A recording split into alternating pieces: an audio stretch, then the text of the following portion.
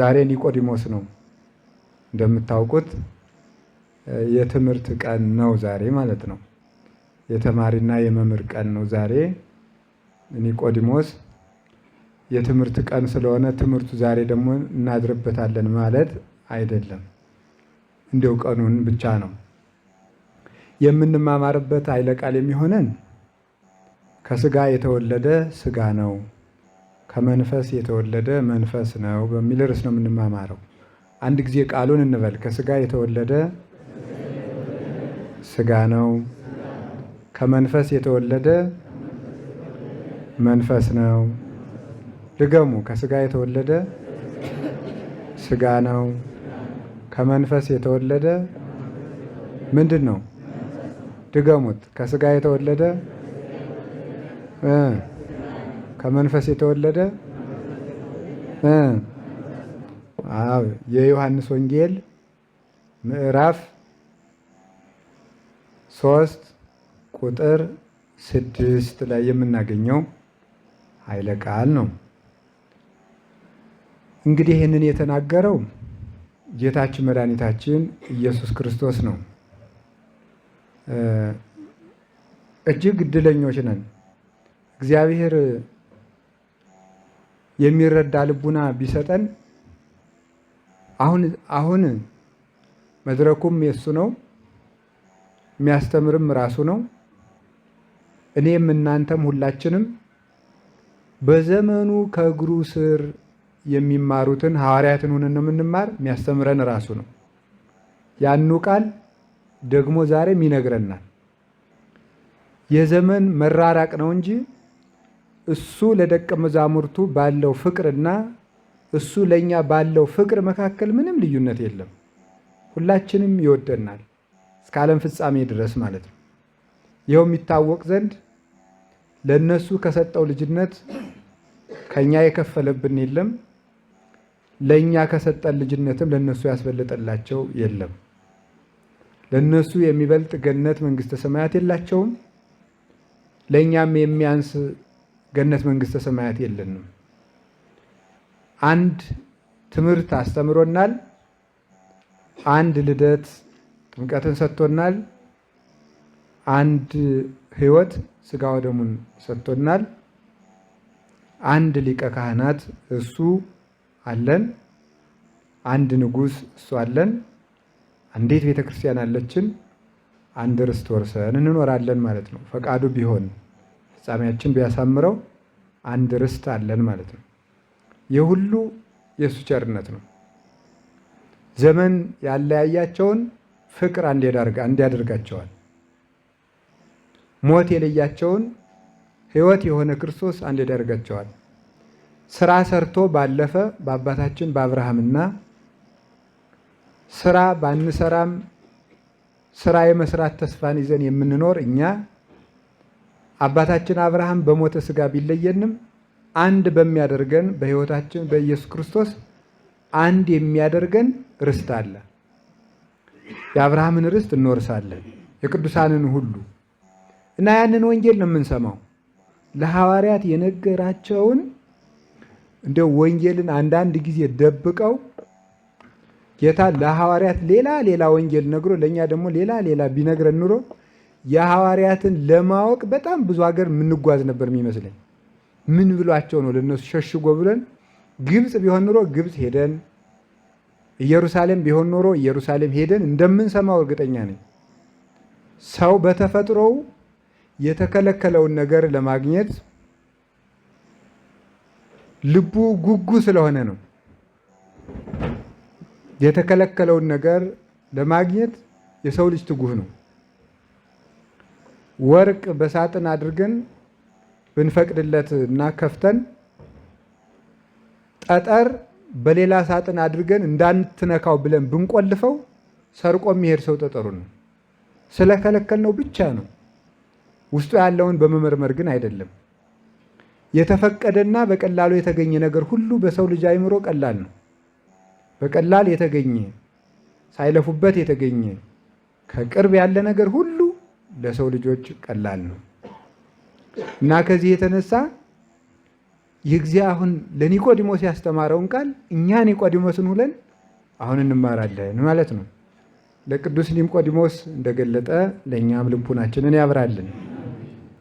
ወሀሎ አሐዱ ብእሲ እምፈሪሳውያን በኢየሩሳሌም ዘስሙ ኒቆዲሞስ መልአኮሙ ለአይሁድ። በኢየሩሳሌም ከፈሪሳውያን ወገን የሆነ ኒቆዲሞስ የሚባል ሰው ነበር። አሁን ይሄ ታሪክ ሲነበብ አንድ የክርስቶስን ቸርነት እናስባለን፣ እናመሰግነዋለን ለሱ ያደረገለትን። ሁለት ለሱ እንዳደረገልን እንደሚያደርግልን እናምናለን። ራሳችንን በቦታው አስቀምጠን ነው የምንማር። ኒቆዲሞስ የሚባል የአይሁድ አለቃ የሆነ ከፈሪሳውያን ወገን የሆነ በኢየሩሳሌም አንድ ሰው ነበረ።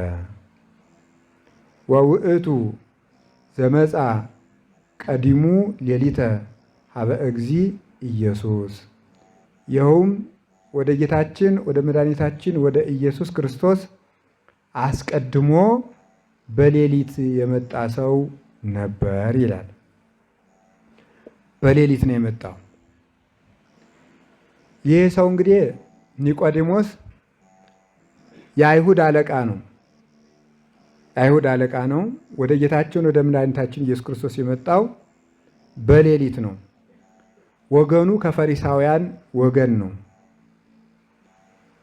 ፈሪሳውያን የሚባሉት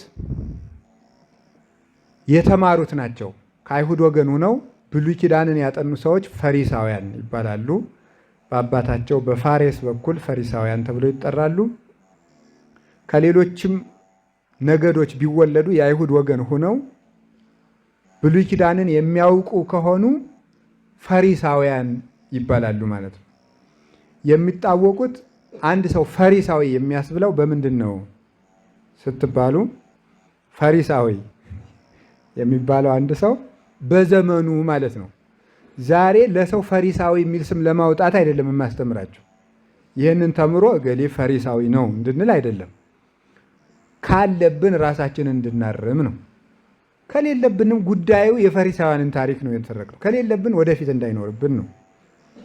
ፈሪሳዊ የሚባል ሰው በብሉይ ኪዳን አንዱ መስፈርቱ መማር አለበት የግድ። ብሉይ ኪዳንን ካላወቀ ፈሪሳዊ ተብሎ ከፈሪሳውያን ቁጥር አይቆጠርም።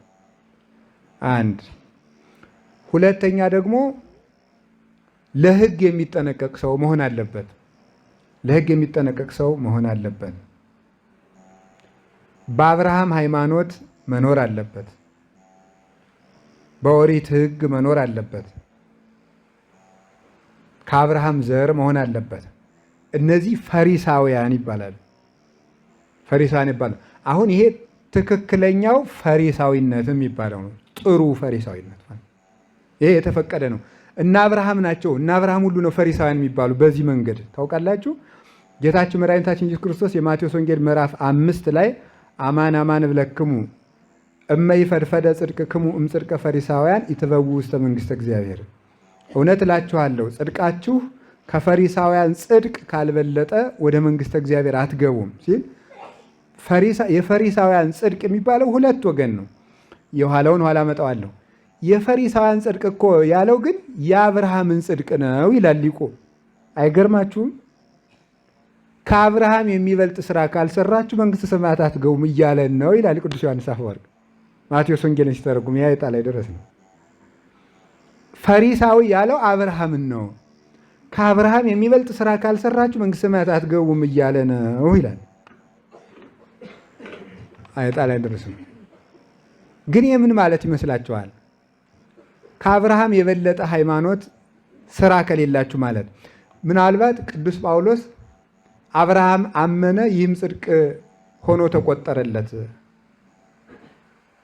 ወአምነ አብርሃም ወተወልደ ቆሎቱ ጽድቀ፣ አብርሃም አመነ እምነቱም ጽድቅ ሆኖ ከጽድቅ ገብቶ ተቆጠረለት ይላል ሮሜ ምዕራፍ 3 ላይ። ያዕቆብ ደግሞ በመልእክቱ አብርሃም በስራው ከበረ ይላል። ቅዱስ ጳውሎስ አብርሃም በእምነቱ ከበረ ይለናል። ቅዱስ ያዕቆብ ደግሞ አብርሃም በስራው ከበረ ይላል። አሁን ሁለት ጫፎቹን ይዋቸው። አብርሃም በእምነቱ ከበረ የሚሉ ሰዎችንና አብርሃም በስራው ከበረ። አሁን ይህንን ይዞ ሁለቱን ጫፍ ይዞ የሚጓተት ትውልድ አለ በዚህ ዘመን። አብርሃም በእምነቱ ስለከበረ እኔ ስራ አያስፈልገኝም የሚሉ ሰዎች አሉ። አንድ ሁለተኛ ደግሞ የለም ያዕቆብ አብርሃም በስራው ከበረ ነው ያለ፣ ስራ ነው እንጂ በእምነት አይደለም የሚድነው የሚል ደግሞ አለ። ሁለቱም ልክ አይደሉም። አብርሃም በእምነቱ ከበረ ሲል እምነት አልባ ስራ ስለማይጠቅም እምነትን መሰረት ለማድረግ የተናገረው ጳውሎስ ነው፣ ሐዋርያ ነው። አብርሃም በስራው ከበረ ያለው ደግሞ እምነት ያለ ስራ ስለማይገለጥ ስራውን አይቶ የጻፈው ነው። ይህንን አባቶች ምን ይላሉ? ተካፍሎ መጽሐፍ ይሉታል። እስኪ በሉ ተካፍሎ መጽሐፍ በሉ።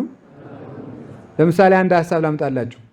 ወደ ገዳማችን ርዕሰ ገዳማት ወአድባራት ጣና ቅዱስ ቂርቆስ 2 ጳጳሳት መጡ። አንዱ ብፁዕ አቡነ ማንን በላቸው? ብፁዕ አቡነ የሆነ ሌላ ስም እንበል፣ ብፁዕ አቡነ ሮቤል ይባሉ፣ ችግር የለ ተባሉ። አንደኛው ደግሞ ብፁዕ አቡነ ሄኔሴፎሩ ተባሉ። ይህ ስም እንግዳችሁ ነው አይደል? መጽሐፍ ቅዱስ ላይ አለ። ግን ቅዱስ ጳውሎስ ነፍሱን ይማር ብሎ የጻፈለት ሰው ነው ሄኔሴፎሩ። እንደዚህ የሚባሉ ሰዎች 2 ጳጳሳት እዚህ ገዳም ደረሱ። አንደኛው ብፁዕ አቡነ ሮቤልን ብቻ አየ። አንደኛው ደግሞ ብፁዕ አቡነ ሄኔሴፎሩን አየ። አሁን አንድ ሰው ዛሬ እዚህ ገዳም ጳጳስ መጥተዋል ተብሎ ቢጠየቅ ምን ይላል? ሁለቱ ቢጠየቁ አንዱ አቡነ ሮቤልን አላዩም፣ አንዱም አቡነ ሄኔሴፎሩን አላየም። ምን ብሎ ነው የሚናገሩ? ሁለቱ ሰዎች ጳጳስ መጥተዋል ይባል ምን ብሎ ይናገራል? ማን መጡ ሲባል ሄኔሴፎሩን ያየ ማን ይላል? ሄኔሴፎሩ ይላል። ሮቤልን ያየ ምን ይላል? ሮቤል መጥቷል ይላል። ስለዚህ ምን ማለት ግን ሰውየው ሮቤል መጥቷል ማለቱ ሌላ ሰው አልመጣም ያሰኘዋል? አያሰኝም። እንደ እልፍ መጥቶ ይውላል እዚህ ገዳም። ከዚያሳ ደግሞ ሄኔሴፎሩ መጥቷል ማለት ሌላ ሰው አልመጣም ያሰኛል? አያሰኝም። አብርሃም አምኖ ጸደቀ ማለት ስራ የለውም ያሰኛል? አያሰኝም። አብርሃም በስራው ዳነ ማለት እምነት የለውም ያሰኛል? አያሰኝም። ሁለቱም አንዱ ስለ እምነቱ ታላቅነት ይጽፋል፣ አንዱ እነዚህኞቹ ሰዎች ምናልባት ያልተናገሩት የመጡትን ሰዎች በትክክል ስለማያውቁ ሊሆን ይችላል። ቅዱሳን ሐዋርያት ግን ሁሉንም ያውቃሉ። ነገር ግን አንዱ የእምነቱን ታላቅነት አጉልቶ እንዲጽፍ ቤተ ክርስቲያን እንድታምር እኮ ነው። ውብ መልካም የክርስቶስ ሙሽራ እንድትሆን ጌጥ እንዲሆኗት ነው። አሁን ይውላችሁ የሰው ልጅ ከራስ ጠጉሩ እስከ እግር ጥፍሩ ድረስ የተድበለበለ አንድ ዝም ብሎ ወጥ ቢሆን እንዴት ይሆናል? አያስቸግርም? ዝም ብሎ ልምጥጥ ያለ ዝም ብሎ ዓይን የለው፣ አፍንጫ የለው፣ ጥርስ የለው፣ ከንፈር የለው፣ እንዲሁ ለእንጀራ ማስገቢያ ጉድጓድ ነገር እዚህ ያለው በቃ የተድበለበለ እጁ ደግሞ ይሄ በሙሉ ልምጥጥ ብሎ በቃ ዝም ብሎ ሰፌድ አያስሮጥም? አሁን እንደዚህ ቢሆን አረ እግዚአብሔር ዓይንን እዚህ ላይ ብልጭ፣ ጥርስ በዚያ እንትን፣ ጆሮ በዚህ ትክል፣ ይህን በዚህ ቅርጽ አድርጎ እግዚአብሔር ሰው እንዲያምር አደረገው ማለት ወኩሎ ተከለለ ሰርጎ ዓለም፣ ሁሉን ለዓለም ጌጥ አድርጎ ፈጠረው የሚሉት አባቶቻችን ስለዚህ ነው። እንዲህ አድርጎ ነው የፈጠረው። ልክ አባቶቻችንም ተለያይተው መጻፋቸው ለቤተ ክርስቲያን ውበቷ ነው። አንዱ እምነቱን ይጽፋል፣ አንዱ ደግሞ ምን ይጽፋል? ስራውን ይጽፋል። አንዱ ምጽዋቱን ይጽፋል፣ አንዱ ስደቱን ይጽፋል። ኢዮብ ለምሳሌ ኢዮብ ታግሷል ይላል ያዕቆብ። ኢዮብ መጽቷል ብሎ ስላልጻፈ አልመጸወተም ልንል እንችላለን? አንችልም። ታግሷል ይላል። ኤልያስ ጸለየ ይላል። ኤልያስ ጸለየ ሲል የኤልያስ ስራው ጸሎት ብቻ ነው ወይ? ድንግልናውስ፣ ንጽህናውስ፣ ቅናቱስ? ነዳዲው ኤልያስ በሳት ተጠቅሎ የተወለደው ኤልያስ ሲወለድ ከእናቱ ማህፀን ሲወለድ በሳት ተጠቅሎ ነው የተወለደ። ይህ ለእግዚአብሔር ያለው ፍቅር ነው የቅዱስ ኤልያስ። ኋላ የሚያደርገው ለእግዚአብሔር የሚቀናውን ቅናት በምን መሰለለት? በሳት። ፍቅሩ መች ተጻፈ? ድንግልናው መች ተጻፈ? በያዕቆብ መልእክት። ንጽህናው መች ተጻፈ? ስደቱ መች ተጻፈ? ህብስት መብላቱ መች ተጻፈ? ከሞት መሰወሩ መች ተጻፈ? ኤልያስ ደመና ከልክሎ ነበር ብቻ የሚል የተጻፈው። ስለዚህ አንዱ እምነቱን አንዱ ስራውን ይጽፋል። እንግዲያው መፍትሄው ምንድን ነው ሲባል አምኖ የሰራ በእግዚአብሔር ቸርነት ይድናል። እስኪ በሉ አምኖ የሰራ በሉ። እሺ በእግዚአብሔር ቸርነት ምን ይላል? ይድናል።